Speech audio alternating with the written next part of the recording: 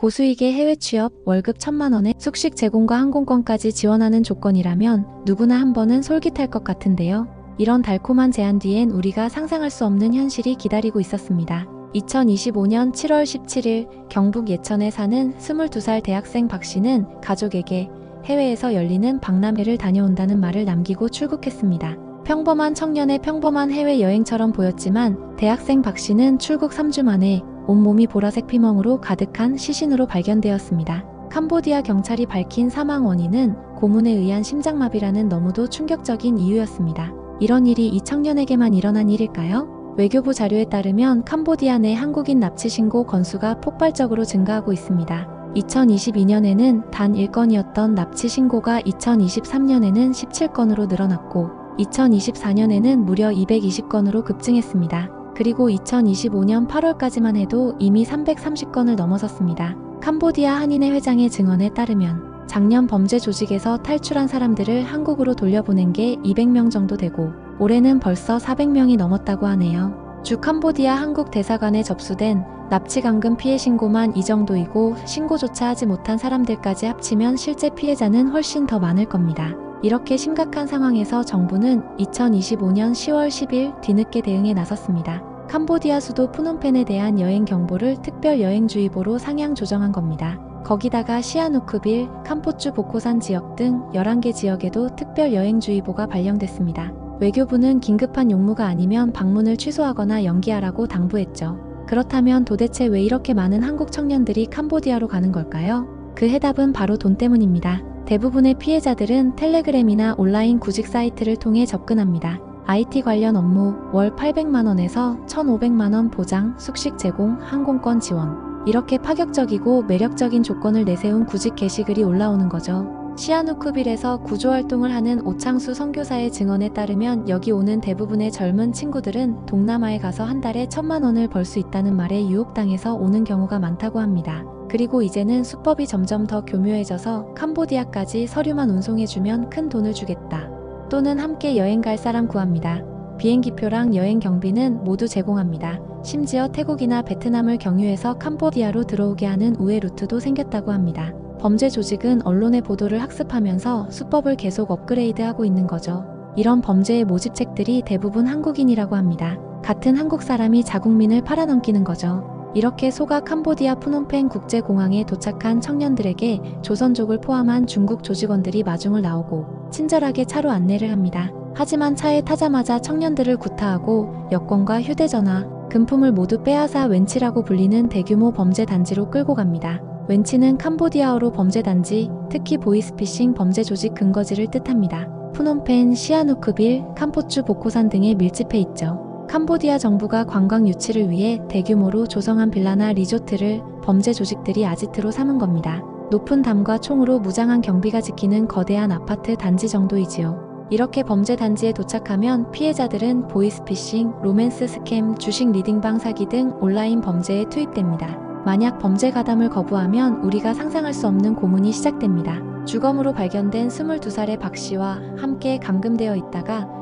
구조된 사람의 증언에 따르면 대학생 박 씨는 다른 곳에서 강제로 마약 운반에 동원됐다가 현재의 조직에 팔려왔다고 합니다.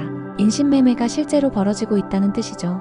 결국 대학생 박 씨는 고문으로 인한 심장마비로 사망했습니다. 캄보디아 경찰은 살인 및 사기 혐의로 30, 40대 중국인 3명을 구속 기소했지만 아직 검거되지 않은 용의자들도 있어요. 그런데 도주 중인 용의자 중 한 명이 2023년 서울 강남구 대치동 학원가에서 발생한 마약 음료 사건의 주범이라는 정황이 발견됐다는 겁니다. 필로폰 공급 총책은 검거되어 캄보디아 법원에서 26년형을 선고받았지만 해당 용의자는 수사망을 빠져나갔다고 합니다. 한국 경찰은 현지 경찰과 협조해 이 용의자의 행방을 쫓고 있습니다. 하나의 범죄가 다른 범죄와 연결되어 있고 국경을 넘나들며 조직적으로 운영되고 있다는 걸 보여주는 사례죠. 그렇다면 구조는 어떻게 이루어질까요? 캄보디아 경찰은 본인 직접 신고 원칙을 고수하는데 신고자에게 현재 위치, 연락처, 건물 사진, 여권 사본, 얼굴 사진, 본인 구조 요청 영상 등을 전송하라고 요구합니다. 감금된 상태에서 이런 모든 정보를 제공할 수 있을까요? 현지 사정을 아는 경찰 관계자는 이렇게 말합니다.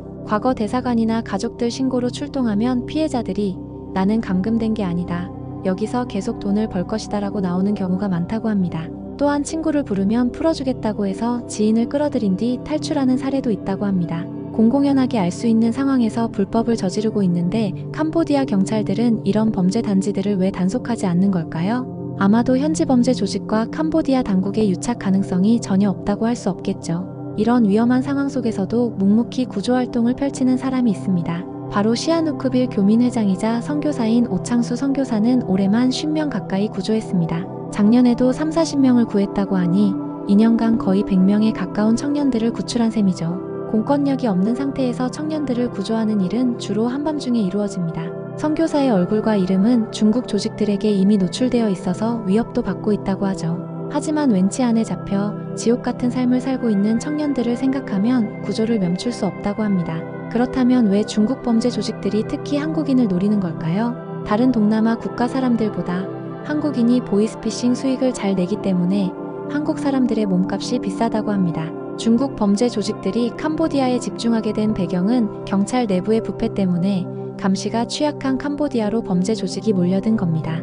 6-7년 전부터 많은 중국인들이 캄보디아로 몰려오기 시작했고 자연스럽게 다른 동남아에 있던 중국 범죄 조직들도 캄보디아로 들어왔지요. 한국인 모집책들이 중간 역할을 하지만 최종적으로 팔려가는 곳은 중국 조직입니다. 이렇게 한국인 피해가 급증하자 정부도 움직이기 시작했는데요. 이재명 대통령은 2025년 10월 11일 내각에 총력 대응하라고 지시했습니다. 외교부는 10월 10일 오후 9시부로 캄보디아 수도 푸놈펜에 대한 여행 경보를 특별 여행주의보로 상향 조정했습니다. 하지만 이런 조치들이 너무 늦었다는 지적이 많습니다. 현재 캄보디아에 파견된 한국 경찰 인력은 주재관 1명과 협력관 2명뿐이죠. 단 3명의 인력으로는 급증하는 범죄에 대응하기는 역부족입니다. 외교부는 현재 3명인 현지 대사관 파견 경찰을 2교대가 가능한 수준으로 증원하는 방안을 캄보디아 정부와 협의 중이라고 합니다. 하지만 또 다른 문제는 지난 7월 박정욱 주캄보디아 한국 대사가 이임한 뒤 새 대사가 아직 부임하지 않아 3개월째 공석이라는 거죠.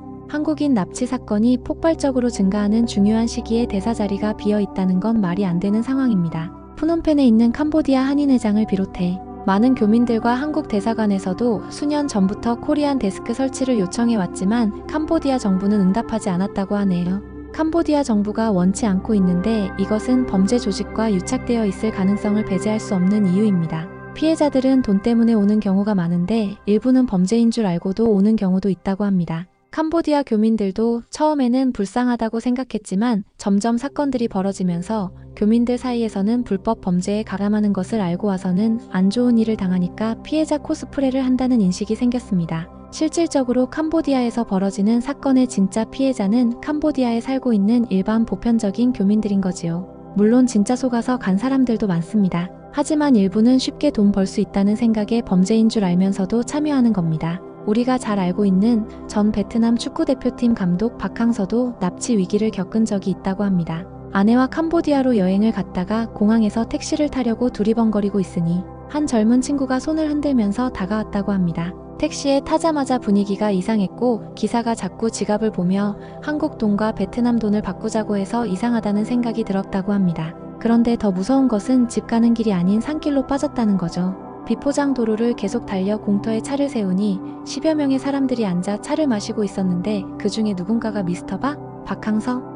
라고 하면서 빨리 보내라고 말했고 대장 같은 사람이 와서 박항서 부부를 차에 태워보냈다고 하네요. 만약 박항서 감독을 알아보는 사람이 없었다면 어떻게 되었을까요? 수많은 한국인들이 캄보디아에서 비슷한 악몽을 겪고 있습니다. 2025년 9월 21일 푸놈펜에서 50대 한국인 남성이 카페를 나서다가 납치되는 사건이 있었죠. 중국인 4명과 캄보디아인 1명이 검은색 SUV 차량에 그를 끌어넣었지만 다행히 경비원이 즉시 신고해서 이튿날 한 호텔에서 구출됐습니다. 호텔에서는 권총과 탄창, 실탄과 무전기가 있었고 야마라 불리는 마약도 발견되었죠. 이 사건이 중요한 이유는 푸놈펜 도심 그러니까 수도 한복판에서 백주 대낮에 납치가 벌어졌다는 겁니다. 제주 동부경찰서도 올해 6월 1,000만원 고수익 일자리가 있다는 모집책 소개로 캄보디아행 비행기를 탔다가 한 달간 불법 감금 폭행을 당한 뒤 한국 교민의 도움으로 탈출한 20대 청년 사건을 수사 중입니다. 9월 24일에는 전주의 직장인 이모 씨가 캄보디아 푸놈펜에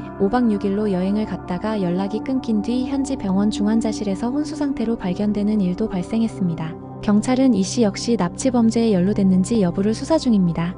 이런 상황에서 국내 구직 사이트들도 대책을 마련하고 있습니다. 잡코리아는 해외 채용 공고 검증 절차를 대폭 강화했다고 밝혔습니다. 고위험 지역 공고의 경우 사전 검수와 승인 절차를 의무화했고요. 해외 채용 공고 등록 시 안내 문구를 보강하고 허위 해외 공고를 차단한다고 합니다. 가짜 채용 공고를 걸러내기 위해 단순 사업자 등록증 확인을 넘어 사업자 등록증명원 제출을 의무화했습니다. 신규 회원사의 첫 공고는 사전 승인을 받아야 하고 임금체불 기업도 차단한다고 하네요. 이용자 측면에서는 인증 기업 배지 같은 안전장치를 표시해서 안심하고 지원할 수 있는 구조를 마련했습니다. 전담 요원 30여 명이 채용 공고를 24시간 모니터링하고 있다고 합니다. 불량 공고가 발견되면 강제로 채용을 마감시키고 검색해도 나오지 않게 한다고 하네요. 불법 유흥업소나 범죄, 취업 사기와 관련된 키워드 수백 개를 등록해두고 해당 키워드가 들어간 채용 공고는 노출하지 않는다고 합니다. 공고마다 하단에 신고하기 버튼도 만들었고요. 하지만 아무리 구직 사이트가 노력해도 텔레그램이나 SNS를 통한 직접 접근은 막을 수 없습니다.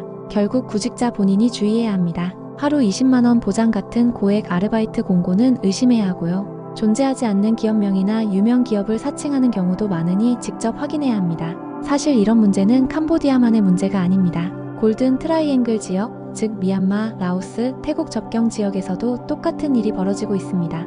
국제적인 문제인 거죠. 범죄 조직들은 단속이 심해지면 다른 곳으로 이동합니다.